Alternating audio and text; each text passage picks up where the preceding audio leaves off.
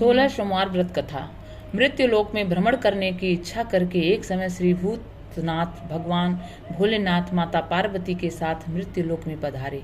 भ्रमण करते करते दोनों विदर्भ देशांतर्गत अमरावती नाम की अति रमणीक नगरी में पहुंचे। अमरावती नगरी अमरापुरी के सदृश सब प्रकार के सुखों से परिपूर्ण थी। उसमें वहां के महाराज द्वारा बनाया हुआ अति रमणीक शिवजी का मंदिर भी था। भगवान शंकर भगवती पार्वती के साथ उस मंदिर में निवास करने लगे। एक समय माता पार्वती भगवान भोलेनाथ को प्रसन्न देख मनोविनोद करने की इच्छा से बोली, हे महाराज, आज तो हम दोनों चौसर खेलेंगे। शिव जी ने प्राण प्रिया की बात को मान लिया और चौसर खेलने लगे। उसी समय मंदिर का पुजारी ब्राह्मण मंदिर में पूजा करने आया। माता पार्वती ने पुजारी से प्रश्न किया, पुजारी जी बताओ, इस बाजी में हम दोनों में से किसकी जीत होगी? यह ब्राह्मण बिना विचारे शीघ्रता से बोल उठा कि महादेव जी की जीत होगी। थोड़ी देर में बाजी समाप्त हो गई और पार्वती जी की विजय हुई। पार्वती जी बहुत क्रोधित हुई और ब्राह्मण को झूठ बोलने के अपराध के कारण श्राप देने को उद्यत हुई। भोलेनाथ ने माता पार्वती को बहुत समझाया, परंतु उन्होंने ब्राह्मण को कोढ़ी होने का श्राप दे ही दिया। कुछ समय बाद पार्वती जी के श्राप वश पुजारी के शरीर में कोढ़ पैदा हो गया। वह अनेक प्रकार से दुखी रहने लगा। पुजारी को श्राप कष्ट भोगते हुए जब बहुत दिन हो गए, तब एक दिन देवलोक की अप्सरा शिवजी की पूजा हेतु उसी मंदिर में पधारी। पुजारी के कोढ़ के कष्ट को देख उसने बड़े दयाभाव से उससे रोगी होने का कारण पूछा। पुजारी ने निसंकोच सारी बात उन्हें बता दी। वे अप्सराएं बोली, हे पुजारी, अब तुम अधिक दुखी मत होना, भगवान शिव तुम्हारे कष्ट को दूर कर देंगे। तुम सब व्रतों में श्रेष्ठ खोडस सोमवार का व्रत भक्ति भाव से किया करो। पुजारी ने अप्सरा से विनम्र भाव से खोडस सोमवार व्रत की विधि पूछी। अप्सरा ने बताया, सोमवार को भक्ति के साथ व्रत करें, स्वच्छ वस्त्र पहने, संध्या व उपासना के बाद आधा सेर गेहूं का आटा लें, उसके 3 अंग बनाएं और घी, गुड़, दीप, नैवेद्य, पुंगी फल, बेलपत्र, जनेऊ, जोड़ा, चंदन, अक्षत, पुष्प आदि के द्वारा प्रदोष काल में भगवान शंकर का विधि से पूजन करें। तत्पश्चात 3 अंगों में से एक शिवजी को अर्पण करें, बाकी 2 को शिवजी का प्रसाद समझकर उपस्थित जनों में बांट दें और आप भी प्रसाद पाएं। इस विधि से 16 सोमवार व्रत करें। 17वें सोमवार को पाव सेर पवित्र गेहूं के आटे की बाटी बनाएं, उसमें घी और गुड़ मिलाकर चूरमा बनाएं, भगवान भोलेनाथ को भोग लगाकर उपस्थित भक्तों में बांटें।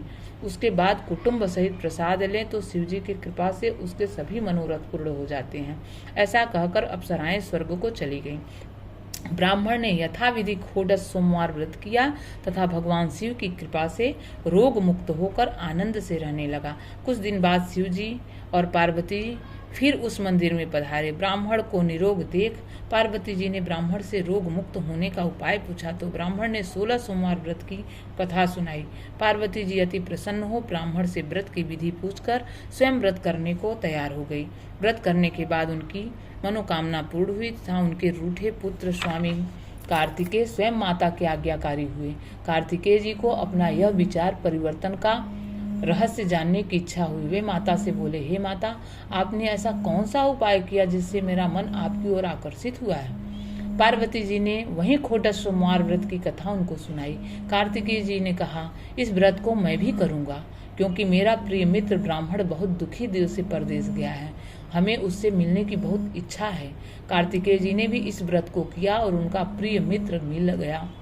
मित्र ने इस आकस्मिक मिलन का भेद कार्तिकेय जी से पूछा तो वे बोले, हे मित्र, हमने तुम्हारे मिलने की इच्छा करके 16 सोमवार का व्रत किया था। अब तो ब्राह्मण मित्र को अपने विवाह की बड़ी इच्छा हुई। उसने कार्तिकेय जी से व्रत की विधि पूछी और यथाविधि व्रत किया। व्रत के प्रभाव से जब वह किसी कार्यवश विदेश गया तो वहां के राजा की लड़की का स्वयंवर था। राजा ने प्रण किया था कि जिस व्यक्ति के गले में सब प्रकार श्रृंगारित हथनी माला डालेगी, मैं उसी के साथ अपनी प्यारी पुत्री का विवाह कर दूंगा। शिव जी की कृपा से वह ब्राह्मण भी स्वयंवर देखने की इच्छा से राजसभा में एक ओर बैठ गया। नियत समय पर हथनी आई और उसने जयमाला उस ब्राह्मण के गले में डाल दी। राजा ने अपनी प्रतिज्ञा के अनुसार बड़ी धूमधाम से अपनी कन्या का विवाह उस ब्राह्मण के साथ कर दिया। ब्राह्मण को बहुत सा धन और सम्मान देकर संतुष्ट किया। ब्राह्मण सुंदर राजकन्या पाकर सुख से जीवन व्यतीत करने लगा। एक दिन राजकन्या ने अपने पति से प्रश्न किया, हे प्राणनाथ, आपने ऐसा कौन सा भारी पुण्य किया था जिनके प्रभाव से हथिनी ने सब राजकुमारों को छोड़कर आपको वरण किया? ब्राह्मण बोला, हे प्राण प्रिय, मैंने अपने मित्र कार्तिकेय जी के कथनानुसार 16 सोमवार का व्रत किया था, जिसके प्रभाव से मुझे तुम जैसी स्वरूपवान पत्नी की प्राप्ति हुई है। व्रत की महिमा सुन राजकन्या को आश्चर्य हुआ। वह भी पुत्र की कामना करके व्रत करने लगी। शिव जी की दया से उसके गर्भ से एक अति सुंदर, सुशील, धर्मात्मा और विद्वान पुत्र उत्पन्न हुआ। माता पिता दोनों उस देव पुत्र को पाकर अति प्रसन्न हुए और उसका लालन पालन भाली प्रकार से करने लगे। जब पुत्र समझदार हुआ तो एक दिन उसने अपनी माता से प्रश्न किया कि हे माँ, तुमने कौन सा व्रत एवं तप किया जो मेरे जैसा पुत्र तुम्हारे गर्भ से उत्पन्न हुआ। माता ने 16 सोमवार व्रत की विधि पुत्र को बताई। पुत्र ने सब तरह के मनोरथ पूर्ण करने वाले सरल व्रत को सुना तो वह भी राज्याधिकार पाने की इच्छा से हर सोमवार को यथा विधि वह व्रत करने लगा। व्रत शुरू होने के बाद एक देश के वृद्ध राजा के दूतों ने आकर उसको राजकन्या के लिए वरण किया। राजा ने अपनी पुत्री का विवाह ऐसे सर्वगुण संपन्न ब्राह्मण युवक के साथ करके बड़ा सुख प्राप्त किया। वृद्ध राजा के दिवंगत हो जाने पर इसी ब्राह्मण युवक को सिंहासन पर बैठाया गया, क्योंकि दिवंगत राजा के कोई पुत्र नहीं था। राज्य का उत्तराधिकारी होकर भी वह ब्राह्मण पुत्र 16 सोमवार का व्रत करता रहा। जब 17वां सोमवार आया तो विप्र पुत्र ने अपनी प्रियतमा से पूजन सामग्री लेकर शिव पूजा के लिए शिवालय में चलने को कहा, परंतु उसकी पत्नी ने उसकी आज्ञा की परवाह न की। दास दासियों द्वारा सब पूजन सामग्री शिवालय भिजवा दी, परंतु आप नहीं गई। जब राजा ने शिव जी का पूजन समाप्त किया तब आकाशवाणी हुई, हे राजा, अपनी इस रानी को राजमहल से निकाल दे, नहीं तो यह तेरा सर्वनाश कर देगी। आकाशवाणी सुनकर राजा के आश्चर्य का ठिकाना नहीं रहा। उसने मंत्रणा गृह में आकर अपने सभासदों को बुलाकर पूछा कि हे मंत्रियों, मुझे आज शिव जी की आकाशवाणी हुई है कि राजा तू अपनी इस रानी को निकाल दे, नहीं तो ये तेरा सर्वनाश कर देगी। राज्य में मंत्री तथा सभासद आदि सब विस्मय और दुख में डूब गए, क्योंकि जिस कन्या के कारण राज्य मिला है राजा उसी को निकालने का जाल रच रहा है। यह कैसे हो सकेगा। राजा ने अपनी पत्नी को राजमहल से निकाल दिया। रानी दुखी हृदय से भाग्य को कोसती हुई नगर के बाहर चली गई।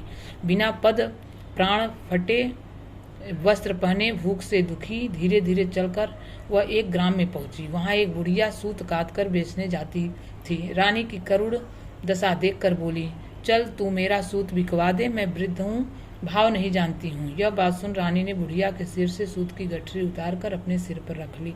थोड़ी देर बाद आंधी आई और बुढ़िया का सूत पोटली सहित उड़ गया।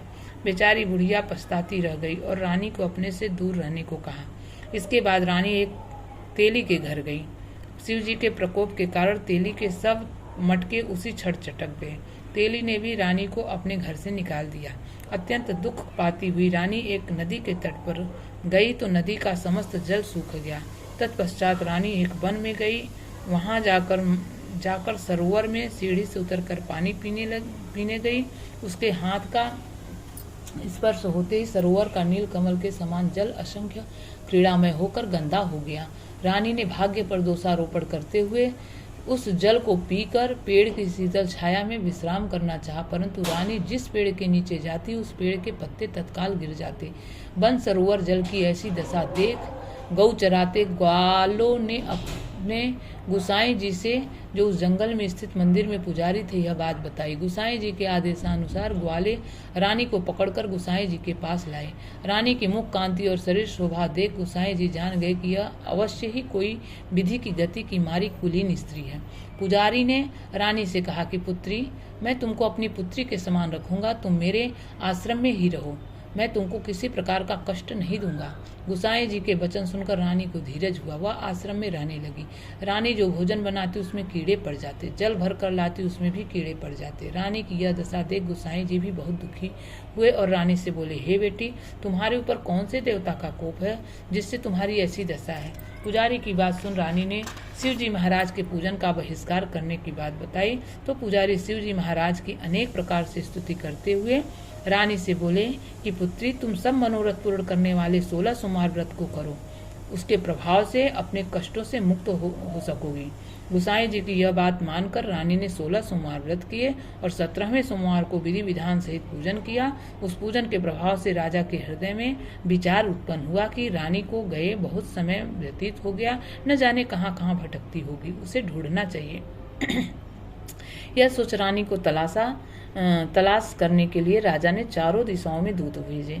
वे दूत रानी को ढूंढते हुए पुजारी के आश्रम में पहुंचे। वहां रानी को पाकर पुजारी से रानी को अपने साथ ले जाने का आग्रह करने लगे, परंतु पुजारी ने मना कर दिया। दूत चुपचाप लौट आए और महाराजा को रानी का पता बतलाया। रानी का पता पाकर राजा स्वयं पुजारी के आश्रम में गए और पुजारी से प्रार्थना करने लगे, महाराज, जो देवी आपके आश्रम में रहती वह मेरी पत्नी है। शिव जी के कोप से मैंने इनको त्याग दिया था। अब इस पर शिव जी का प्रकोप शांत हो गया, इसलिए मैं इन्हें लेने आया हूँ। आप इनको मेरे साथ जाने की आज्ञा दीजिए। गुसाई जी ने राजा के वचन को सत्य समझकर रानी को राजा के साथ जाने की आज्ञा दे दी। गुसाई जी की आज्ञा पाकर रानी प्रसन्न होकर राजा के साथ नगर में आई। नगर वासियों ने नगर के द्वारा नगर को तोरण एवं बंधनवारों से विविध विधि से सजाया। घर घर में मंगल गान होने लगे। पंडितों ने विविध वेद मंत्रों का उच्चारण कर अपनी राजरानी का स्वागत किया। ऐसी अवस्था में रानी ने पुनः अपनी राजधानी में प्रवेश किया। महाराज ने ब्राह्मणों को अनेक तरह से दान आदि देकर संतुष्ट किया। याचकों को धन धान्य दिया। नगरी में स्थान स्थान पर सदा व्रत खुलवाए, जहाँ भूखे लोगों को भोजन मिलता था। इस प्रकार से राजा शिव जी की कृपा का पात्र हो राजधानी में रानी के साथ अनेक तरह के सुखों का भोग करता सोमवार का व्रत करने लगा। विधिवत शिव पूजन करते हुए इस लोक में अनेक सुखों को भोगने के पश्चात दोनों शिवपुरी को बधारे। जो मनुष्य मनसा वाचा कर्मणा भक्ति सहित 16 सोमवार का व्रत एवं पूजन इत्यादि विधिवत करता है, वह इस लोक में समस्त सुखों को भोगकर अंत में शिवधाम को प्राप्त होता है। यह व्रत सब मनोरथों को पूर्ण करने वाला है। शिव शिव शिव शिव शिव।